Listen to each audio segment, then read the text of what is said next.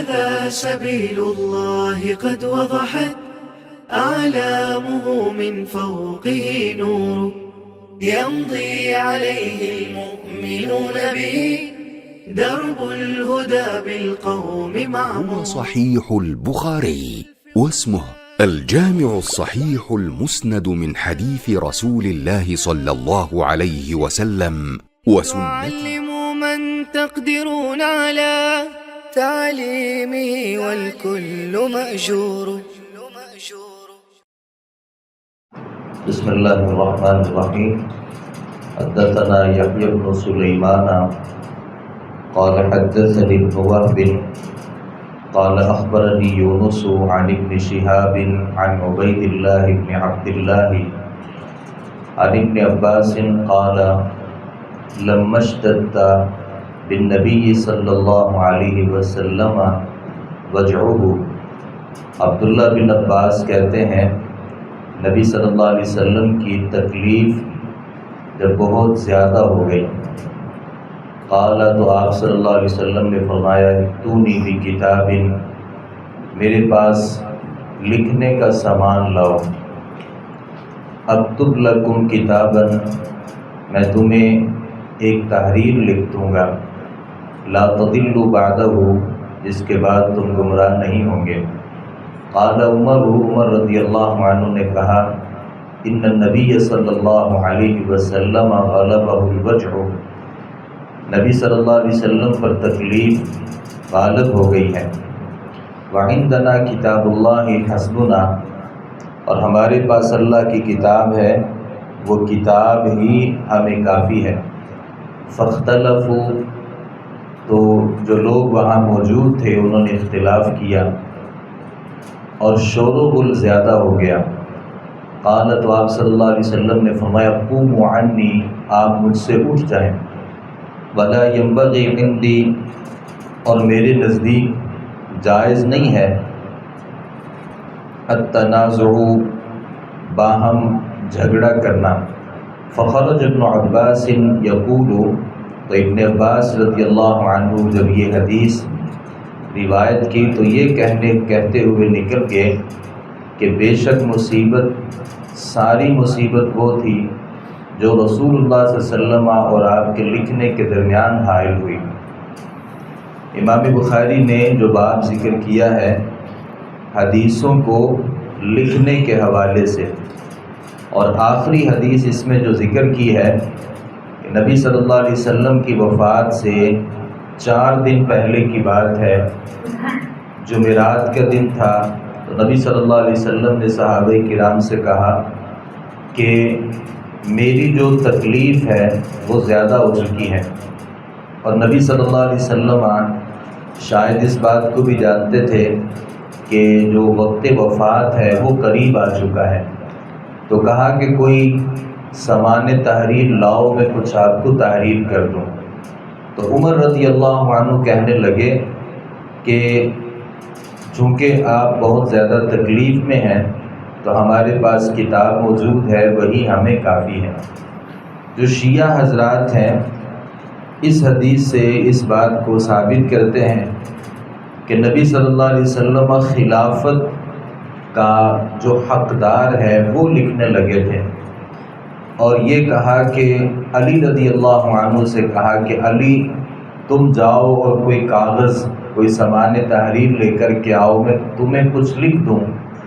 تاکہ بعد میں آپ اختلاف نہ کریں. اور علی رضی اللہ عنہ کو وہ خلافت لکھ کر کے دینا چاہتے تھے،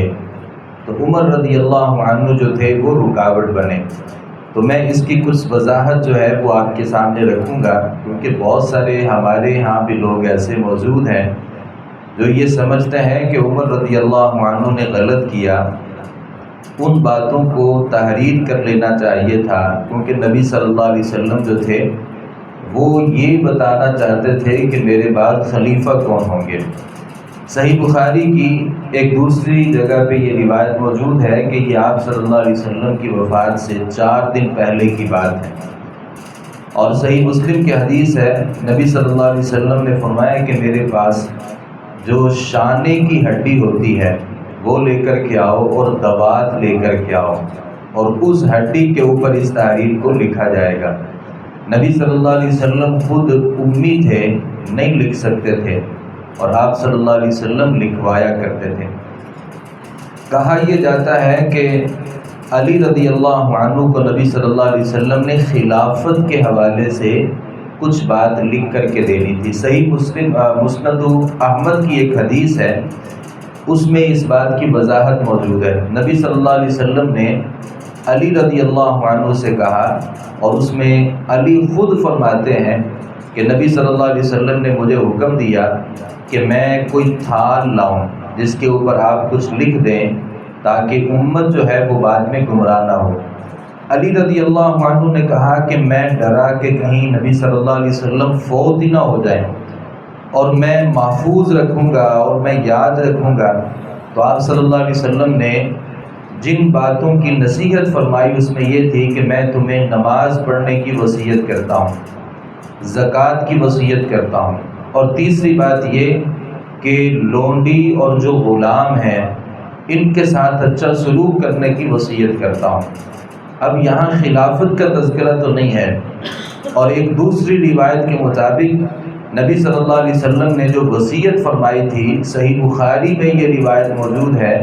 کہ آپ صلی اللہ علیہ وسلم نے اپنی وفات کے وقت 3 باتوں کی وصیت فرمائی۔ اخرج المشرکین من جزیرۃ العرب، جزیرۃ العرب سے مشرکین کو نکال دو، اور دوسری بات یہ ہے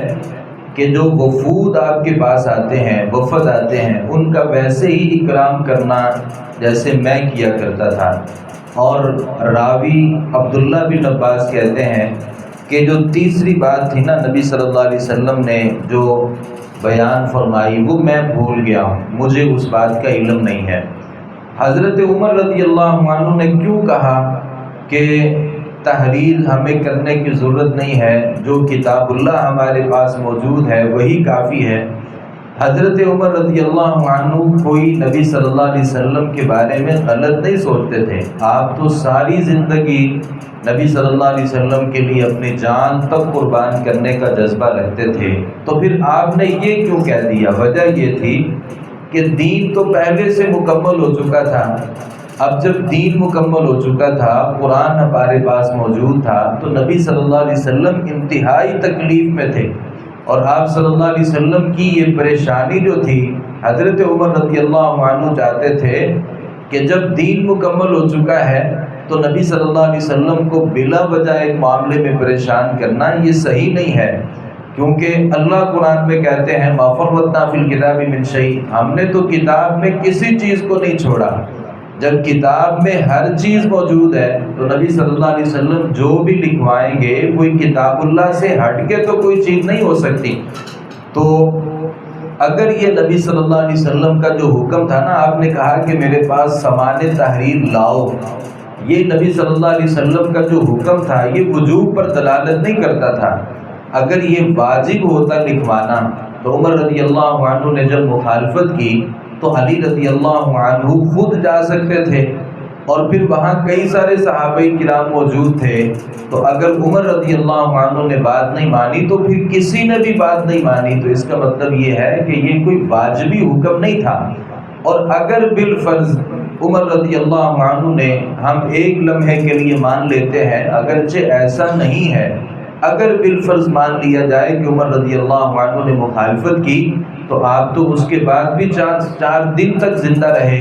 اور 4 دنوں میں نبی صلی اللہ علیہ وسلم کسی موقع پر بھی وہ بات لکھوا سکتے تھے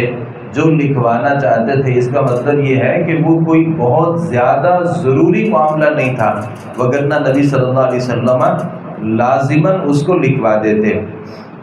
یہ کہنا کہ نبی صلی اللہ علیہ وسلم وہ جو لکھ کر دینا چاہتے تھے وہ لازماً یہ بات تھی کہ وہ علی رضی اللہ عنہ کے بارے میں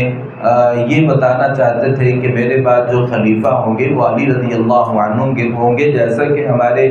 بہت سے شیعہ حضرات کہتے ہیں اور بہت سے دوسرے احباب بھی یہ سمجھتے ہیں۔ حالانکہ محدثین یہ کہتے ہیں کہ احتمال یہ ہے کہ نبی صلی اللہ علیہ وسلم ابو بکر رضی اللہ عنہ کا نام پر لکھوانا چاہتے تھے، جیسا کہ صحیح مسلم کی حدیث ہے کہ نبی صلی اللہ علیہ وسلم کی جب بیماری شروع ہوئی تھی نا، تو آپ صلی اللہ علیہ وسلم نے سید عائشہ سے کہا ادعو لی ابا بکر، میرے پاس ابو بکر رضی اللہ عنہ کو بلایا جائے، اور بھائی کو، ابو بکر اور بھائی کو میرے پاس بلاؤ تاکہ میں ایک تحریر لکھ دوں، کیونکہ میں ڈرتا ہوں کہ کوئی تمنا کرنے والا اس بات کی تمنا کرے گا اور کوئی بات کرنے والا بات کرے گا کہ میں زیادہ حقدار ہوں۔ اب یہ روایت صحیح مسلم میں موجود ہے، نبی صلی اللہ علیہ وسلم کیا فرماتے ہیں سید عائشہ سے، اور یہ بھی بیماری کے ایام میں کہا کہ میرے لیے ابو بکر اور بھائی کو بلاؤ، میں تحریر کر دوں، کیونکہ مجھے خدشہ یہ ہے کہ میرے بعد کوئی تمنا کرنے والا تمنا کرے گا اور باتیں کرنے والا باتیں کرے گا کہ انا اولا، میں خلافت کا زیادہ حقدار ہوں، وَيَأْبَى اللَّهُ وَالْمُؤْمِنُونَ إِلَّا أَبَا بَكْرَ، اور نبی صلی اللہ علیہ وسلم فرماتے ہیں حالانکہ اللہ ایمان والے ابو بکر کے سوا کسی کو بھی پسند نہیں کریں گے۔ تو یہ بات صحیح مسلم میں موجود ہے کہ نبی صلی اللہ علیہ وسلم اگر کسی کا نام لکھوانا چاہتے تھے تو وہ سیدنا ابو بکر رضی اللہ عنہ ہے۔ اور نبی صلی اللہ علیہ وسلم کے پاس ایک عورت آئی تھی اور یہ بھی بیماری کے ایام تھے، تو آ کر کے نبی صلی اللہ علیہ وسلم سے سوال کیا کہ اگر میں یہاں آؤں اور آپ یہاں پر موجود نہ ہوں تو پھر میں کس کے پاس جاؤں؟ تو نبی صلی اللہ علیہ وسلم نے کہا کہ آپ اس وقت ابو بکر رضی اللہ عنہ کے پاس جا سکتی ہیں۔ مطلب یہ کہ نبی صلی اللہ علیہ وسلم نے یہاں بھی واضح کر دیا کہ میرے بعد جو ہے وہ خلیفہ سیدنا ابو بکر رضی اللہ عنہ ہی ہوں گے۔ اور بیماری کے ایام میں نبی صلی اللہ علیہ وسلم نے جو اپنے مصلی رسول پر ابو بکر رضی اللہ عنہ کو کھڑا کیا، یہ بھی اس بات کی دلیل تھی کہ نبی صلی اللہ علیہ وسلم یہی چاہتے تھے کہ میرے بعد ابو بکر رضی اللہ عنہ ہی خلیفہ ہوں گے۔ اور آپ حیران ہوں گے کہ سیدنا علی رضی اللہ عنہ جو تھے وہ بھی یہ سمجھتے تھے کہ خلافت میں میرا جو نام ہے نا وہ نبی صلی اللہ علیہ وسلم بیان نہیں کریں گے، بلکہ سیدنا ابو داود میں ایک روایت موجود ہے کہ نبی اکرم صلی اللہ علیہ وآلہ وسلم جو تھے نا، بلکہ صحیح بخاری میں یہ روایت موجود ہے کہ حضرت عبداللہ بن عباس جو تھے وہ بیان کرتے ہیں نبی صلی اللہ علیہ وسلم جب بہت زیادہ بیمار ہو چکے تھے تو علی رضی اللہ عنہ سے میں نے پوچھا کہ آپ صلی اللہ علیہ وسلم نے صبح کس حالت میں کی؟ انہوں نے کہا کہ وہ تندرست ہیں۔ تو عباس بن عبد المطلب نے ان کا ہاتھ پکڑا، اللہ کی قسم ہے 3 راتوں کے بعد تو پھر کہا کہ میں دیکھتا ہوں کہ رسول اللہ صلی اللہ علیہ وسلم اس بیماری میں فوت ہو جائیں گے، کیونکہ میں قریب سے عبد المطلب کی اولاد کو جانتا ہوں کہ آخر ایام میں جو ان کے چہرے ہوتے ہیں نا، مجھے پتہ چل جاتا ہے کہ ان کی وفات کا جو وقت ہے وہ قریب ہو چکا ہے۔ تو عباس بن عبد المطلب نے علی رضی اللہ عنہ سے کہا کہ چلو نبی صلی اللہ علیہ وسلم کے پاس جاتے ہیں اور اس عمارت کے بارے میں جا کے سوال کرتے ہیں کہ آپ کے بعد کون ہوں گے۔ اگر ہم میں ہوئی تو ہمیں پتہ چل جائے گا، اگر ہمارے علاوہ کسی اور کو یہ خلافت ملے گی تو پھر بھی ہمیں پتہ چل جائے گا۔ تو علی رضی اللہ عنہ نے کہا، یہ روایت بھی صحیح بخاری میں موجود ہے، علی نے کہا اللہ کی قسم ہے اگر ہم نے آپ سے یہ بات پوچھ لی اور آپ نے ہمیں خلافت نہ دی تو لوگ کبھی بھی پھر ہمیں خلافت نہیں دیں گے، اور اللہ کی قسم ہے میں رسول صلی اللہ علیہ وسلم سے اس بارے میں کبھی بھی سوال نہیں کروں گا، کیونکہ علی رضی اللہ عنہ بھی اس بات کو سمجھتے تھے کہ نبی اکرم صلی اللہ علیہ وآلہ وسلم نے اس خلافت میں میرے نام کو ذکر نہیں کرنا بلکہ سیدنا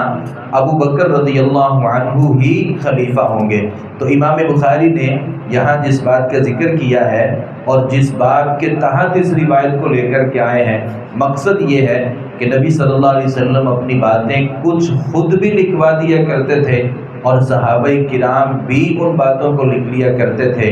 اور اس روایت کا جیسا کہ